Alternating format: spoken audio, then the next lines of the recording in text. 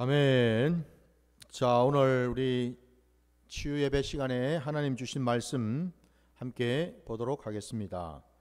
오늘 주신 말씀은 누가복음 1장 67절부터 80절까지입니다. 누가복음 1장 67절부터 80절까지 말씀입니다. 말씀을 봉독하겠습니다. 그 부친 샤가라가 성령의 충만함을 받아 예언하여 이르되, 찬송하리로다 주 이스라엘의 하나님이여, 그 백성을 돌보사 속량하시며 우리를 위하여 구원의 뿔을 그 종 다윗의 집에 일으키셨으니, 이것은 주께서 예로부터 거룩한 선지자의 입으로 말씀하신 바와 같이 우리 원수에게서와 우리를 미워하는 모든 자의 손에서 구원하시는 일이라. 우리 조상을 긍휼히 여기시며 그 거룩한 언약을 기억하셨으니 곧 우리 조상 아브라함에게 하신 맹세라. 우리가 원수의 손에서 건지심을 받고 종신토록 주의 앞에서 성결과 의로 두려움이 없이 섬기게 하리라 하셨도다. 이하여 내가 지극히 높으신 이의 선지자라 일컬음을 받고 주 앞에서 앞서가서 그 길을 준비하여 주의 백성에게 그 죄사함으로 말미암는 구원을 알게 하리니, 이는 우리 하나님의 긍휼로 인함이라. 이로써 돋는 해가 위로부터 우리에게 임하여 어둠과 죽음의 그늘에 앉은 자에게 비치고 우리 발을 평강의 길로 인도하리로다 하니라. 아이가 자라며 심령이 강하여지며 이스라엘에게 나타나는 날까지 빈들에 있으니라. 아멘.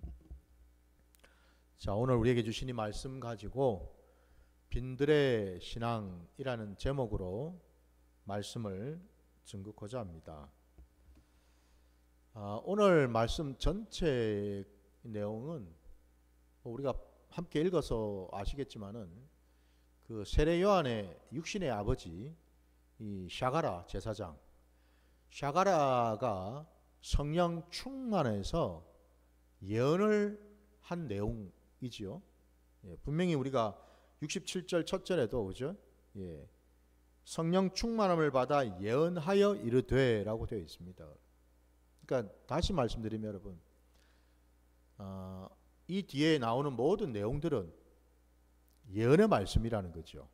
곧 예언이라는 것은 사람의 말이 아니죠. 사람의 소리가 아닙니다, 여러분. 그러니까 사람 속에서 가지고 있었던 어떤 생각이나 어떤 주장, 그것을 드러내는 것이 아니고, 우리가 아는 바대로 예언이 무엇입니까? 예언은 하나님의 말씀이죠.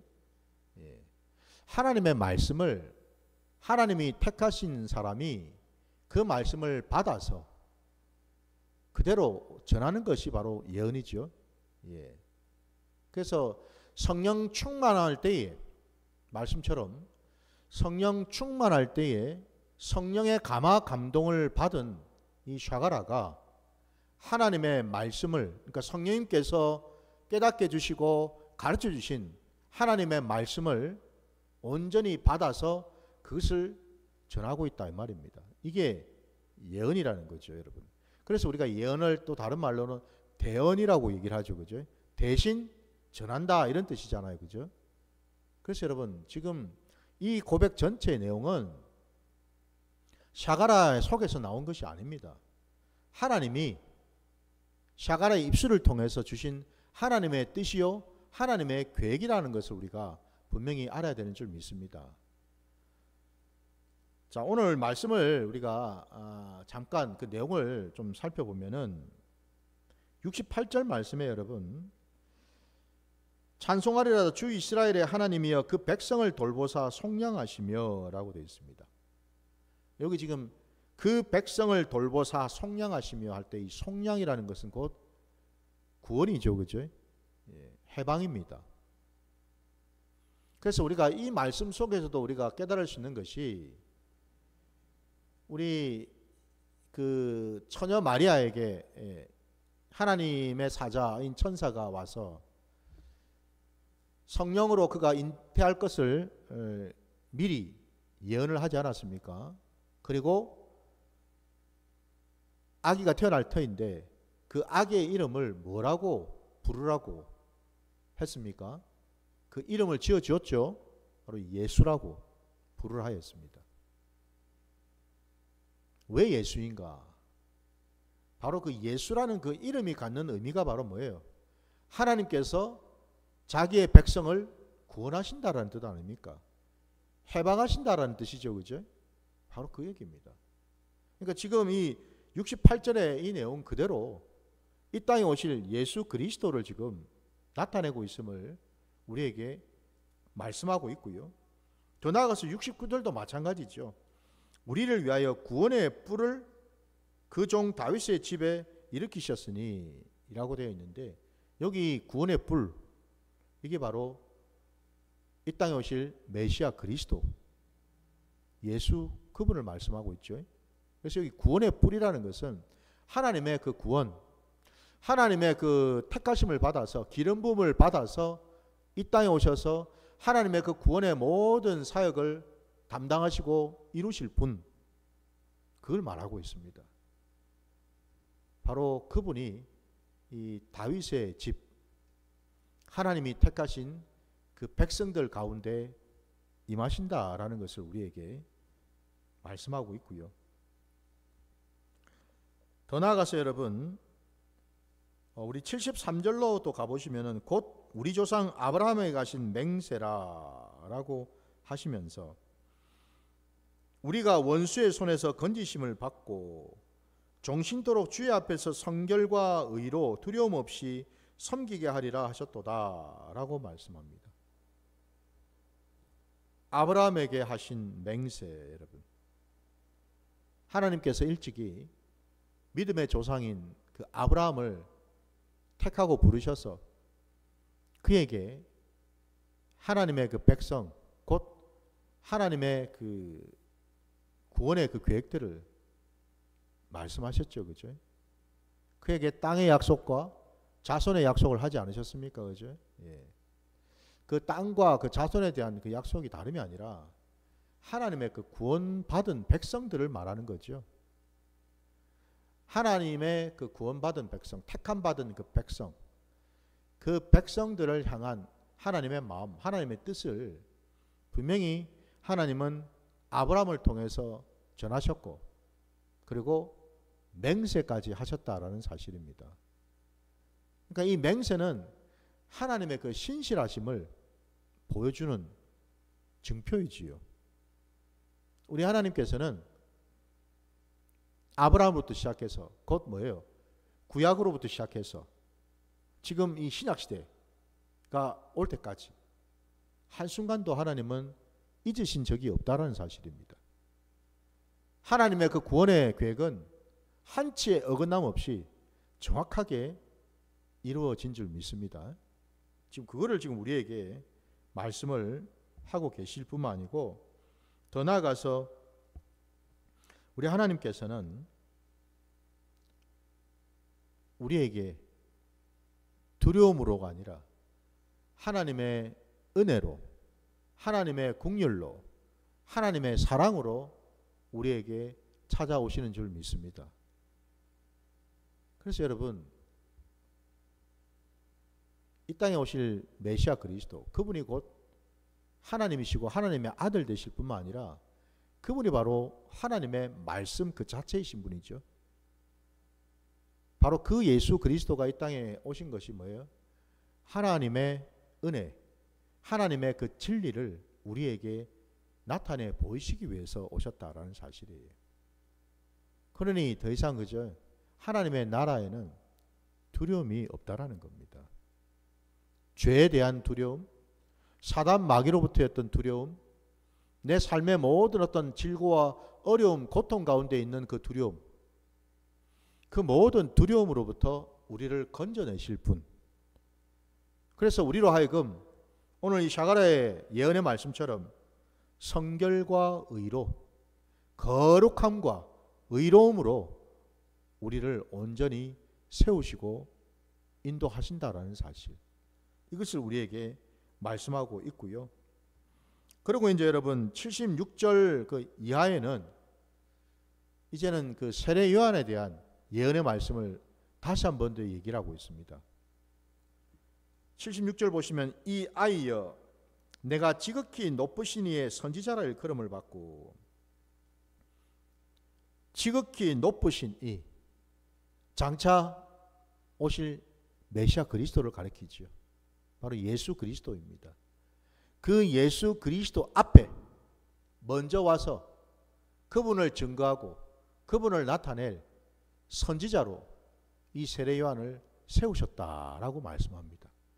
그래서 우리가 아는 대로 이 말씀에 의거해서 세례 요한은 어쩌면 예수님이 오시기 바로 직전에 선지자였으니까 구약의 맨 마지막 선지자라고 할 수 있겠죠. 그죠?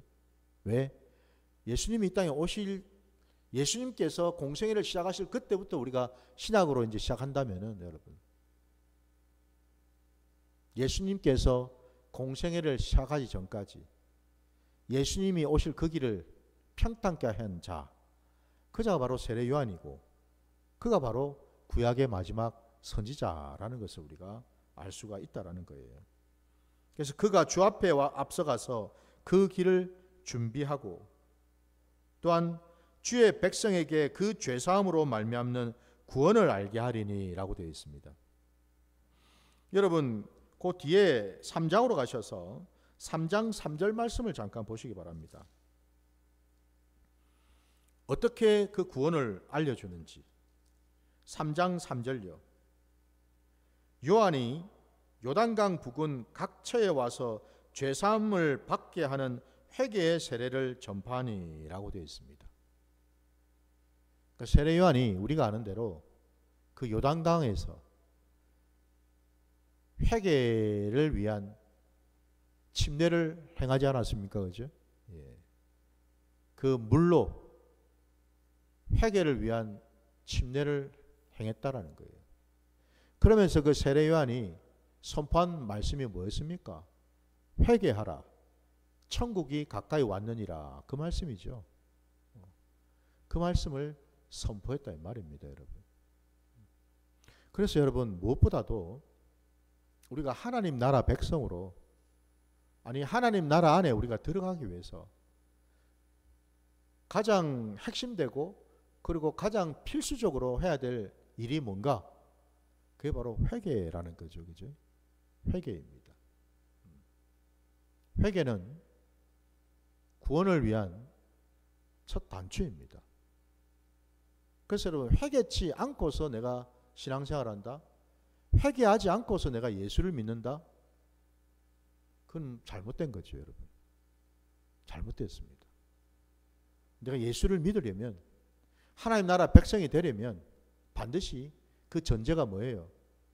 회개가 일어나야 된다라는 겁니다.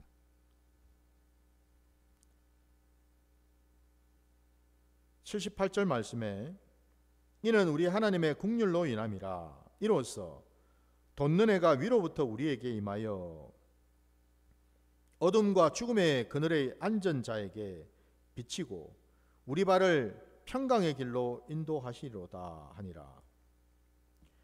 이 78절 말씀에 여기 돋는 해, 하나님께서 우리에게 돋는 해를 비추어 주신다. 이 돋는 해가 바로 참빛 되시는 예수 그리스도를 말씀하고 있죠. 바로 그 참빛입니다. 참빛. 우리가 창세기에 하나님께서 태초에 첫날 행하셨던 창조의 일이 빛이 있으라 말씀하셨습니다. 바로 그 빛요, 여러분. 생명의 빛이고 진리의 빛이고 그 빛이 바로 참빛이고 그 빛이 바로 예수 그리스도이시다라는 거예요. 그래서 여러분, 사망의 그 어둠 가운데 있는 모든 인생들 앞에 예수 그리스도의 그 빛을 비추셨다라는 말씀을 하고 있는 거죠, 지금. 그래서 그 빛이 바로 구원의 빛입니다, 여러분. 우리가 그 빛을 따라가기만 하면, 그 빛을 받아들이기만 하면 우리는 구원을 받는다라는 거죠. 마찬가지로 여러분, 어둠과 죽음의 그늘에 앉은 자에게 비치고 있습니다. 우리가 예수를 알기 전에는 우리의 상태가 어떻단 말입니까? 어둠과 죽음의 그늘에 있다라고 되어 있습니다. 주님의 그 참빛이 우리에게 부어지기 전에 우리는 모두 다 이런 사망과 어둠의 그늘 가운데 있었다라는 거예요. 중요한 것은 뭐예요? 빛이 비춰지면은 어둠은 떠나게 돼 있거든요. 근데 끝까지 그 어둠을 고수하려고 하면은 빛을 받을 수가 없겠지요. 그러니까 다시 말씀드리면요, 빛과 어둠은 함께 할 수가 없습니다, 여러분. 빛이 들어오게 되면 반드시 어둠은 쫓겨가게 되어 있습니다. 이 사실을 이제 우리가 안다면은 여러분, 부디 우리 안에 하나님의 그 빛이 부어져야 될 줄 믿습니다. 그 빛을 사모하시고 그 빛을 구하십시오. 내가 어두우니, 나는 이대로가 좋으니 빛을 거부하는 자가 되지 마시고 말씀의 그 빛을, 생명의 그 빛을, 진리의 빛을 받으시기를 주의 이름으로 축원합니다. 일반적으로 여러분, 어둠 가운데 있다 보면은 빛이 딱 들어왔을 때 한순간 어떻습니까? 눈이 굉장히 따갑고 아프지요. 눈이 부십니다, 여러분. 불편하다 이 말입니다, 여러분. 힘들어요. 그러니까 어떻게 합니까? 거부합니다. 빛으로 나와야 되는데 오히려 빛을 거부하고 어둠으로 더 숨어버린다 이 말입니다, 여러분. 빛을 안 받으려고. 그러니까 불편하기 싫어서, 내 것이 드러날까 두려워서. 이게 여러분 악한 자의 모습이에요. 악한 자는 빛이 비치면 여러분 어둠 속으로 더 숨어버리죠. 더 악을 저지른다 이 말입니다, 여러분. 더 대적을 하게 돼 있다 이 말입니다. 그래서 하나님의 생명의 말씀이 부어지는 그곳에는 반드시 둘로 나뉘어집니다. 이건 틀림없는 사실이거든요. 한쪽은요, 그 빛을 기뻐 받으려고 하는, 아멘으로 받으려고 하는 그런 심령이 있는 반면에 또 한쪽은요, 그 말씀을 받기를 싫어합니다.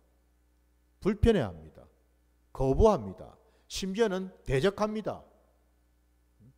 내 들으라고 하는 소리인가? 나를 치는 소리네 저 소리가? 라고 반응을 합니다. 그게 진짜 여러분 자기를 치는 소리인지, 치는 게 맞긴 맞죠. 하나님의 말씀은 좌우의 날선 어떤 검보다도 예리하기 때문에 찔러 쪼개지 않습니까? 그죠? 그게 친다라는 말입니다, 여러분. 근데 그걸 감사함으로 받을 때 우리 안에는 어둠이 떠나가게 되는 줄 믿습니다. 그래서 중요한 것은 여러분, 내 안에 어둠이 있다라는 것을 인정할 줄 알아야 됩니다. 인정을 하고 어떻게 하든지 그 어둠을 빼내려고, 걷어내려고 주님을 날마다 찾아야 될 줄 믿습니다. 이게 우리가 할 일이라는 거예요. 자, 어쨌든 세례 요한은 바로 이와 같이 주님보다 먼저 오셔서, 메시아 그리스도보다 이 땅에 먼저 와서 그가 한 일은 주의 오실 그 길을 평탄하게 할 뿐만 아니라 많은 자들에게 구원의 길로 나아가기 위한 그 예비된 길을 열어놓았다라는 겁니다. 회개할 수 있는 그 길을 열어놓았다 이 말입니다, 여러분. 그래서 79절 말씀 끝자락에 우리의 발을 평강의 길로 인도하시리로다 라고 말씀하고 있거든요. 여러분, 우리 구약의 이사야 말씀 잠시 보겠습니다. 이사야 9장으로 가셔서 1절과 2절 말씀 보겠습니다. 이사야 9장입니다.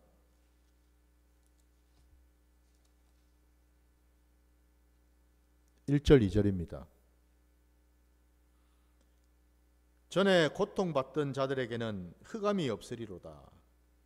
옛적에는 여호와께서 스불론 땅과 납달리 땅이 멸시를 당하게 하셨더니 후에는 해변길과 요단 저쪽 이방의 갈릴리를 영화롭게 하셨느니라. 흑암에 행하던 백성이 큰 빛을 보고 사망의 그늘진 땅에 거주하던 자에게 빛이 비치도다. 아멘. 그리고 여러분 그 뒤에 6절을 또 한번 보십시오.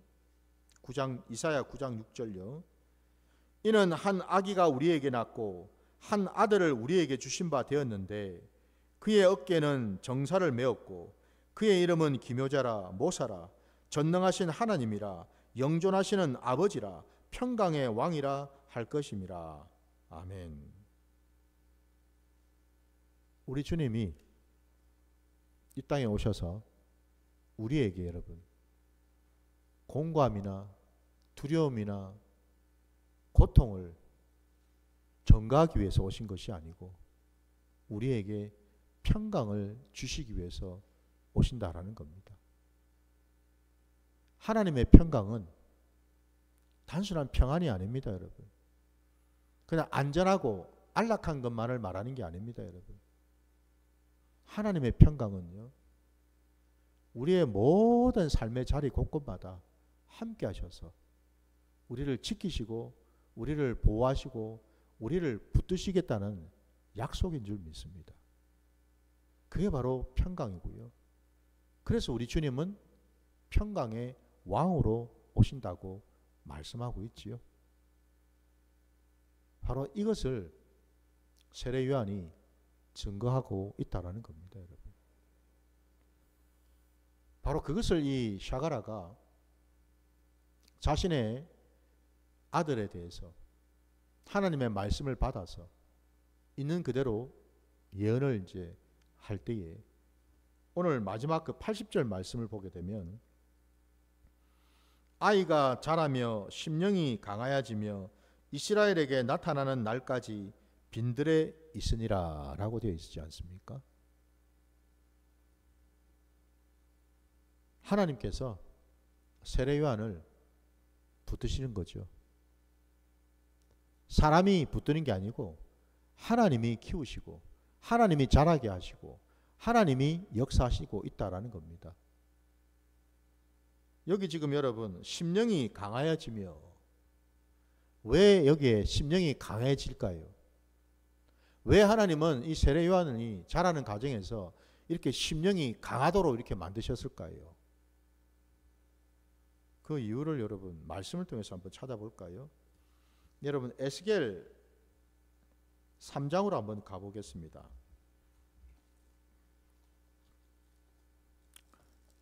에스겔 3장입니다.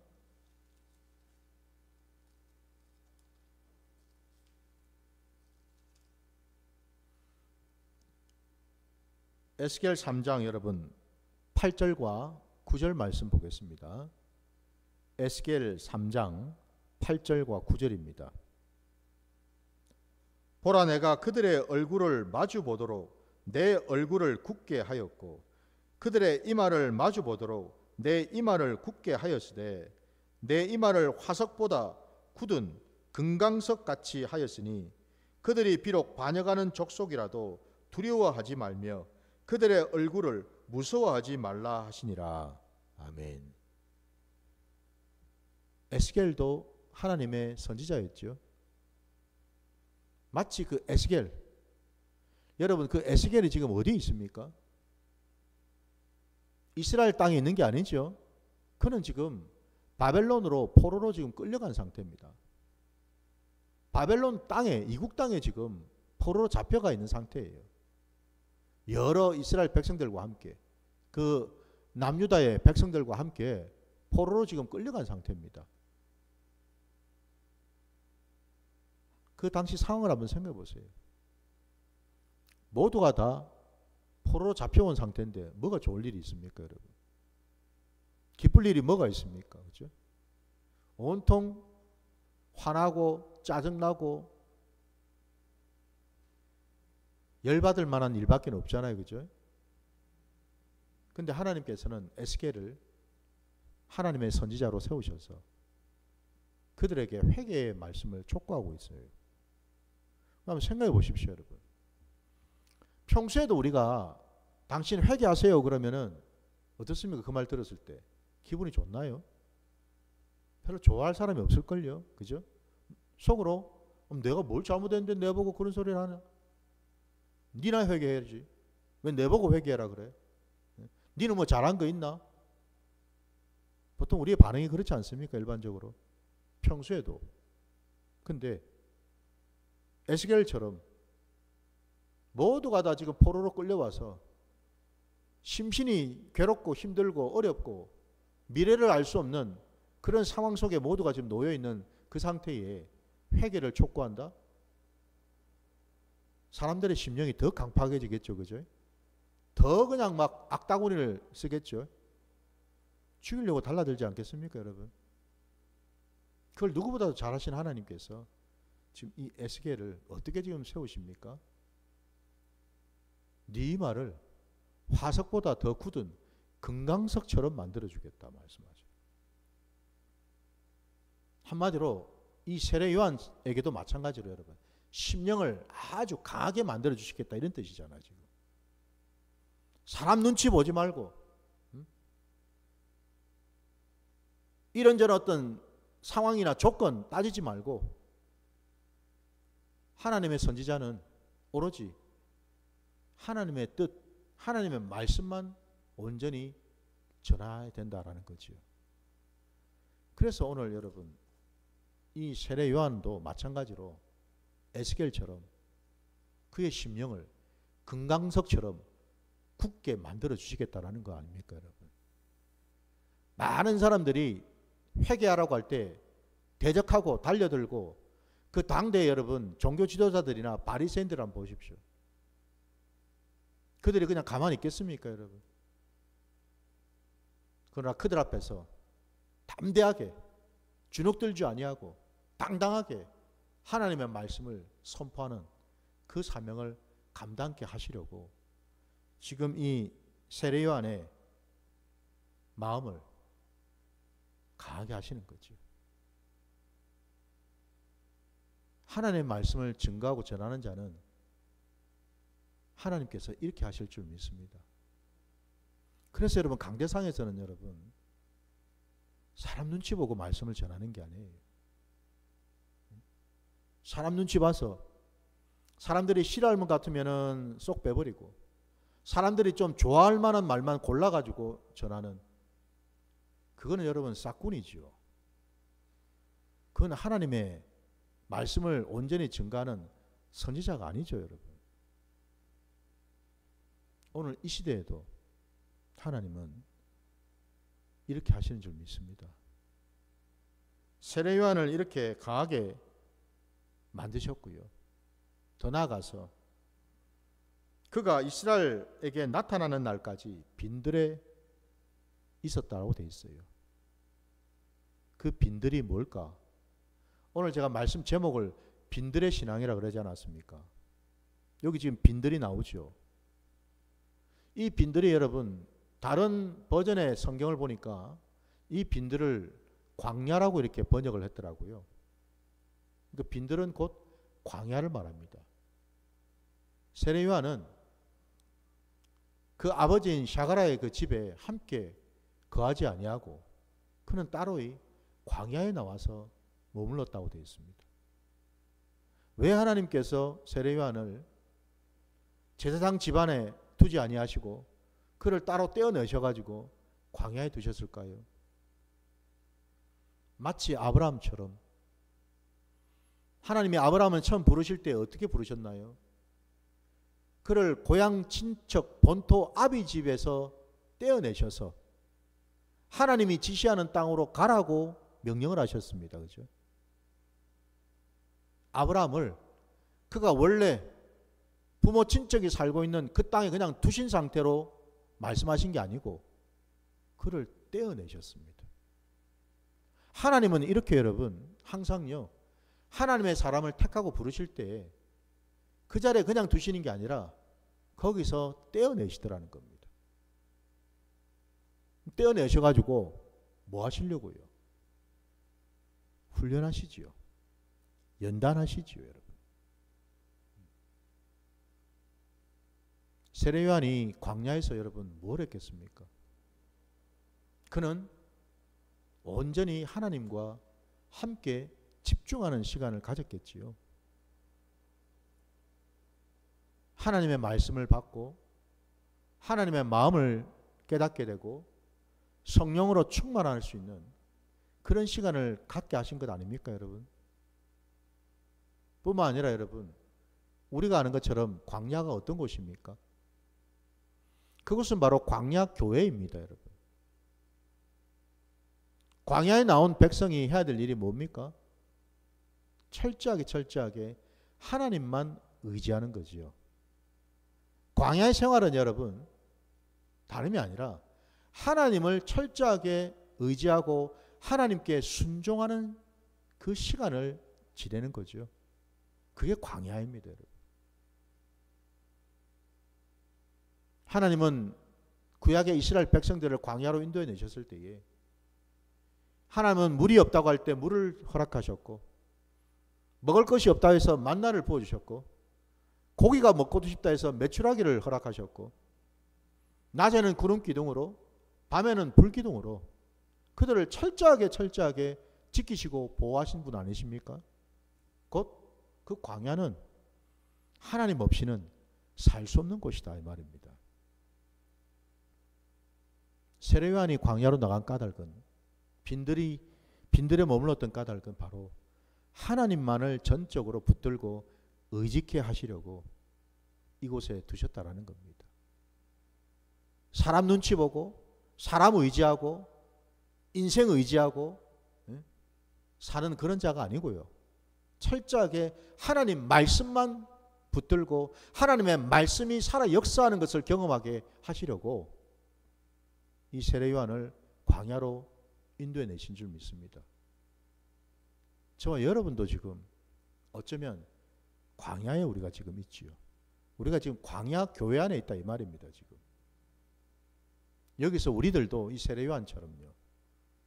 철저하게 하나님만 붙들고 하나님 없이는 나는 아무것도 할 수 없고 해서도 안 된다라는 것을 고백하고 훈련하는 시간을 가져야 될 줄 믿습니다.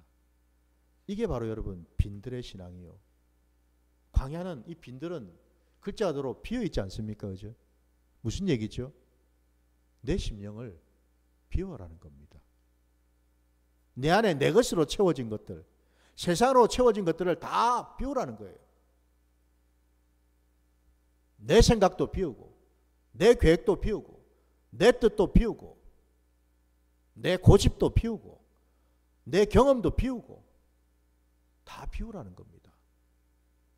그럴 때 비로소 하나님이 주신 것으로 채워지는 줄 믿습니다. 이게 중요한 겁니다, 여러분. 내 것도 채우고 하나님 것도 채우고 이건 우리 기독교 신앙이 아니라는 겁니다. 그거는 잡탕이죠, 잡탕. 오히려 더 오염이 되겠죠. 더 문제가 심각해지겠죠. 막 뒤죽박죽 막 섞여가지고 이게 내 생각인지 하나님의 생각인지 이게 내 계획인지 하나님의 계획인지 도통 종잡을 수가 없죠. 그죠? 그러면은 그래서 우리가 갈등을 겪는 겁니다. 그래서 우리가 오리무중인 거예요. 안개 속을 헤매는 거예요. 내 것을 비우게 되면 채워지는 것은 하나님 것밖에 없는데 당연히 우리가 생각이 간단하지 않겠습니까? 그죠? 얼마나 선택하고 판단하기가 쉽겠습니까? 내게 없으니까 당연히 이거는 하나님 거지요. 하나님의 뜻이고 하나님의 계획이고 하나님의 말씀이라는 것을 우리가 알 수가 있다는 거죠. 그게 바로 빈들입니다, 여러분. 부디 저도 여러분도 우리 신앙의 자리에서 이 세례 요한이 훈련했던 이 광야에서 빈 마음으로 하나님 것으로 채우시는 저와 여러분 되시길 주의 이름으로 축원합니다. 부디 주님과 동행하시고 주님과 함께 하실 때에 우리 주님께서는 우리를 통하여 일을 하실 줄 믿습니다. 내가 앞서가는 것이 아니라 주님이 앞서가시고 우리는 단지 주님의 뒤를 따라갈 뿐이라는 거지요. 그게 우리 기독교 신앙인 줄 믿습니다. 항상 여러분 그 순서를 뒤바꾸지 마시기 바랍니다. 내가 앞서게 가게 되면 실패할 수밖에 없는데 주님이 앞서가시고 내가 주님의 뒤를 따라가면 우리는 승리하게 되는 줄 믿습니다. 바로 그 길로 걸어가시는 저와 여러분 되시기를 주의 이름으로 축원합니다. 자, 오늘 우리 주신 말씀 붙들고 우리 찬양하면서 기도하는 시간 갖도록 하겠습니다.